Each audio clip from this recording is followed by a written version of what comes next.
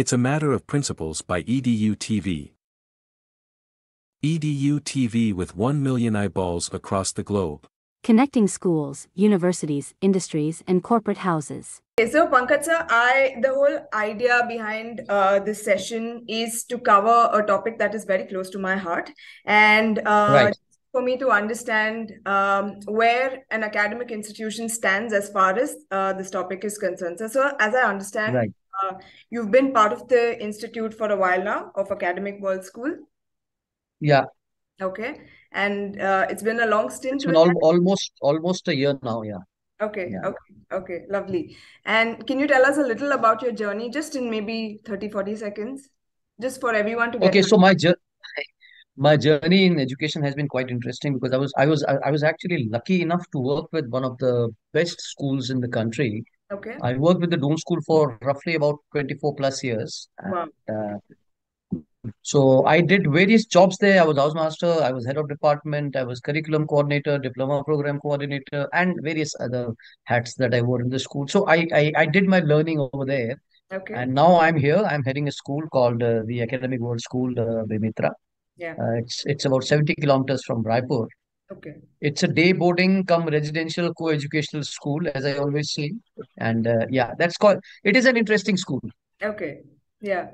Yeah. Yeah, I wouldn't understand the dynamics in a residential school because I haven't been to one. What I wanted to understand is that there is a topic that is not covered in the curriculum, at least not in my school days, and that is health, Right, right? Yeah, so right. um, is there an education of sorts that is being rendered to the children in today's curriculum? And are we doing something as a subject to help kids be a little more aware about their health and what's coming up? You know, I mean, you are right. Your concern, I think, is absolutely correct because health as a part of the curriculum per se, where we can teach children what health is, I don't think in any formal curriculum that way is available. But yes, schools do a bit in their own way, of course. I'll come to that in a while. But before that, you know, I would also want to tell you what I feel about health. I think health is one of the most crucial parts of a child's education, right from kindergarten to high school. I'm not talking about college because that's not the purview of my understanding of education. It's important because it teaches children about whole lot of things. It teaches about physical, about mental, about social, about psychological health, and it also helps them, make healthy choices and avoid risky behaviors. Because one of the problem with adolescents right now is that they avoid the risky behaviors. They are into all sorts of risky behaviors. So people often neglect health and they also neglect well-being because you cannot think of health and well-being separately. They are together. Yeah, It's health and well-being. So they neglect it, and the impact is worst among children. And yeah, children, unfortunately, don't even know what mental health is. So that's quite important. So I think health and well-being, both these things are so important that they should be incorporated into the school curriculum because we need to make our students aware of what is happening to their body, of what is happening to their mind, of what is happening to their spiritual well-being. So all these things go together. yeah, So being physically fit, it I mean, you can't consider it as being healthy because if you don't have a good mental health, so it's both, they go together. So awareness is very important. Schools have to play a major role in making children aware of both the mental health and physical health, because this not only educates them, it also helps them overcome the hurdles in life. And there are school systems all over the world, various school systems. One that I know of is the Finland education system, then the Canadian education system. They have already incorporated health and well-being in their curriculums in one or more ways. hmm, Uh, there are health sciences being offered in India as well as board subjects, yeah, physical education and health sciences. ICSC has that, CBSC has that. But yes, I think the importance that should be given to it right from kindergarten to high school, that has not been given. So yeah, there are certain things that a particular health education can do. I think, of course, I mean, one of the most important things that the health education does is it, of course, improves the health standards. yeah, That's the important one. But then it also helps prevent diseases because yeah, then one becomes proactive. It makes people aware of their own health conditions, because at times, as an individual, if I'm not aware of my health conditions, if I'm not aware of the signals my body is giving to me, things are going to be worse. Exactly. So it also empowers the students and the individuals to control their own health and well-being.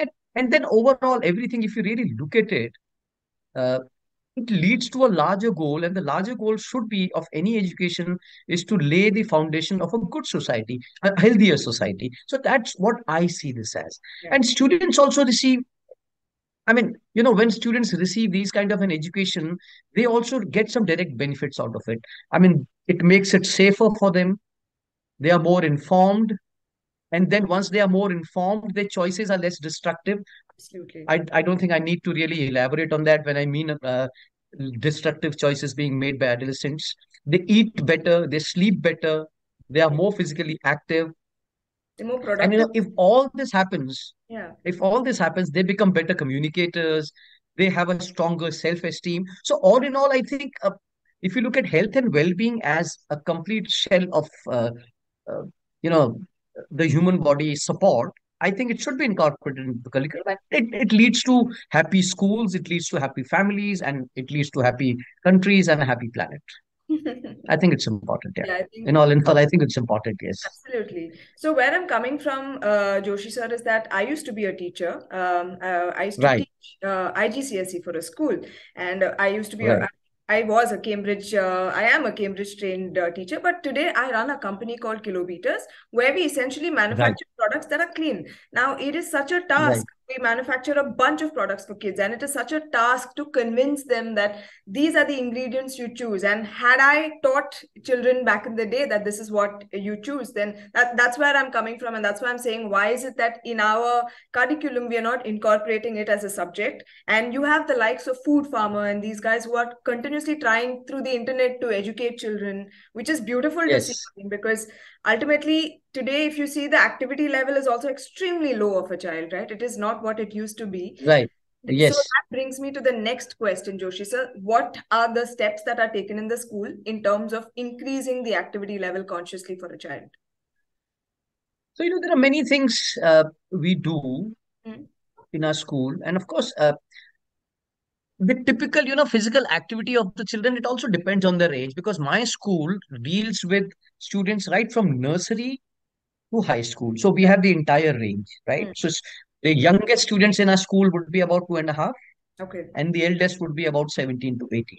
So Okay. their requirements are different. Their requirements are different. For example, children in the ages of 3 to 5, Mm. they need to be active throughout the day, because if they are not active throughout the day, their energies are, not dissipated, and they are growing children, so they need to be active throughout the day. So their day is planned in that manner, their classes are planned in a different manner. Mm. Their teachers, their lesson plans, their everything is different. I mean, they are jumping around even while they are studying. Even when they are having an English class, they are jumping around in the class doing something which is more active. Mm. But for children who are older than that, 6 to, let's say, 17 or 18, their activities are different, because then they need to sit down also for slightly longer hours and study in class. Of course, an active class is always a treat to my eyes, but then there is, a need for them to sit and literally sit on the chair and the desk and work. So we always make it some kind of a requirement for the school that during school hours, that is during class hours, I'm talking about the day boarders, they at least get an activity for about 60 minutes every day. This may be walking around, this may be playing a sport, this may be standing in the laboratory, or doing an activity in the classroom, a teacher directed activity in the classroom. So all these things we see. And of course, for the boarding children, we run a slightly different regime. So they have about, let's say, half an hour of yoga in the morning. Uh, then Okay. they have every Sunday they have a guided meditation session. So Mm. that's for their mental well-being, pranic healing, and guided meditation. And of course, an hour and a half of rigorous sport in the evening. So Mm. sports in the school is compulsory. An hour and a half of sports in the school is compulsory. That even happens during exam times, because I very strongly feel that exam time is a time where you need more of these things Yeah. rather than anything else. So exam time is not a time when one can get into the bed, get inside the quilt and study. I think you need that little bit of extra physical activity Yeah. where you can look after your body, get the extra diet that you are taking, and Yeah. so on. Yeah. Yeah. So I think what needs to be really recommended in schools, and I'm sure curriculum boards would be doing this, and are some of them are already doing this, particularly for children between the age of 3 to 5. I think their curriculums, their teaching should be designed so that they are active throughout the day, because that's important for their growth. Yeah. And the adult caregivers, particularly the teachers, they should encourage this. They should have their lesson planning in that way so that they're active in the classes. But again, as I said, it's different for students who are older than that. Roughly about 6 to 17 is the age group. So they need about 60 minutes Hmm. of activity in the classroom. It could be various things. I mean, we basically, because you are a nutrition person, we basically need activities that can make their hearts beat a little faster, Yeah, absolutely. and No, then come to pace, and then be a little fast, and then yeah. come to pace. So these are the things. So some of them needs to be very vigorous and intensive activities. The others can be slightly different ones. So muscle strengthening, bone strengthening, these are the things that one needs to look at. I mean, schools can easily, I mean, schools are always double storied or triple storied, so I think these things can easily be incorporated into the daily running of the school. We can include climbing of stairs. We can include students doing push-ups, and these things can be included at least 3 days per week, if not every day, so you Yeah. can have their classes shift from the top floor to the ground floor. So all these things can be planned. Yeah. It's Jumping and refreshing. running, of course, during the physical education periods. Yes, yeah. It's refreshing to know that the education system is changing, Pankaj sir, because when I was a student, again, I remember our biggest punishment used to be you don't get to go to PT class.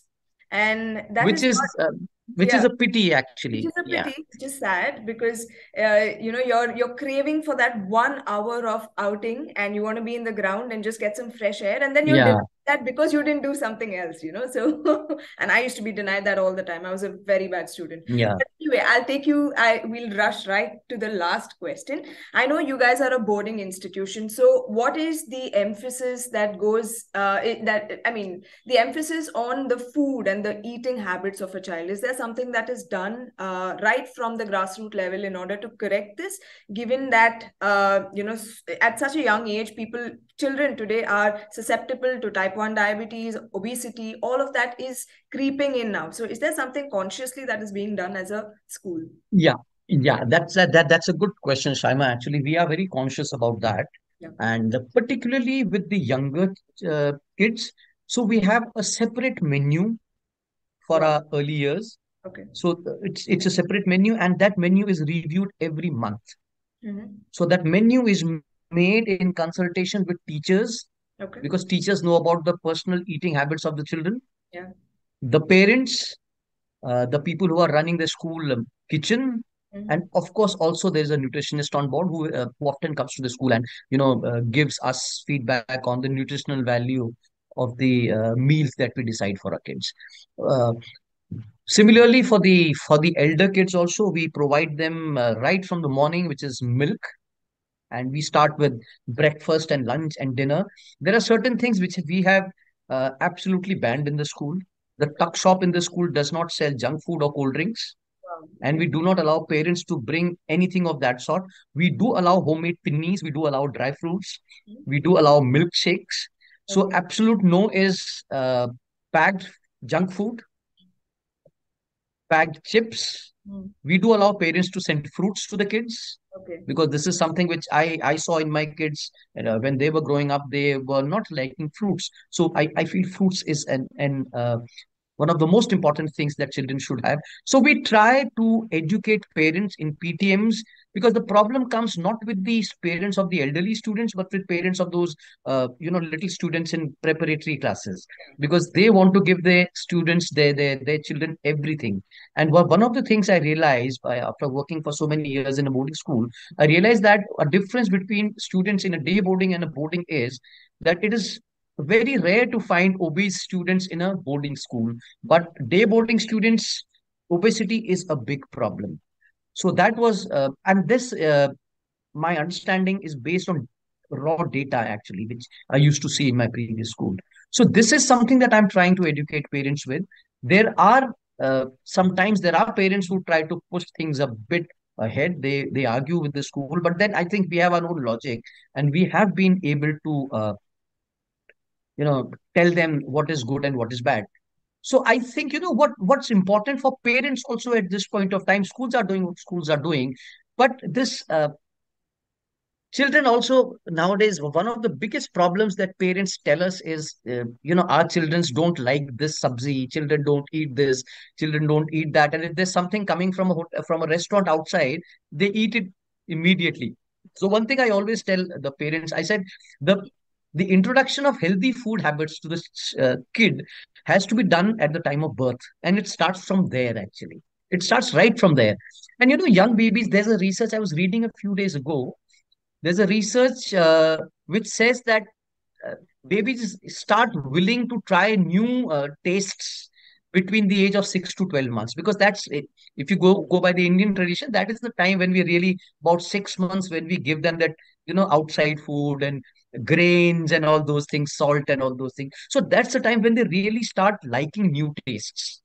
And we can actually start early and give them a variety of foods. Yeah. And parents also have a role to play as the kids grow up. Parents have to be a role model. I think one of the important burden on the shoulders of parents and teachers is that we have to be role models. Yeah. As teachers, if I'm sitting and eating with the kids, I cannot leave anything on my plate. So this Yeah. is what I tell my colleagues. I said, you are role models. If they see you leaving Loki ki sabzi, then they are also not going to eat it. Yeah. So these are, I mean, it's an important thing. This is something that I'm trying to do in the school. And what I also do sometimes, it's not possible always, but particularly with the elder children, we involve them in the process. We try to engage them in the process of preparing the food and Okay. learning about food. So we are sometimes sending them to the market when the kitchen people are going to buy the groceries.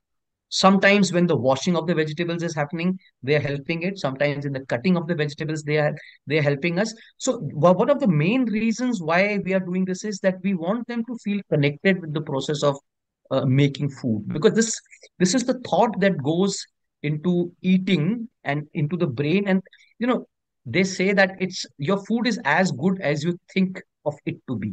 Yeah. So if you think that the food is good and the process is good, you will get the best benefit out of it. It sounds a bit spiritual in nature, and so it is, I think. But I very strongly believe in this. Yeah. And of course, as I said, we don't give them junk food in the school. We tell parents not to do so at the home, but I'm sure there are Yeah. sometimes, and junk food once in a while is fine. It's not a problem. I don't think so. And one of the things which I saw, again, this is out of experience. I think food should never be taken or given as a reward or a punishment. Food Absolutely. is a regular habit. Food is a regular habit. I mean, I do not need to reward my son by a samosa if he's done something good. There are other ways to reward it.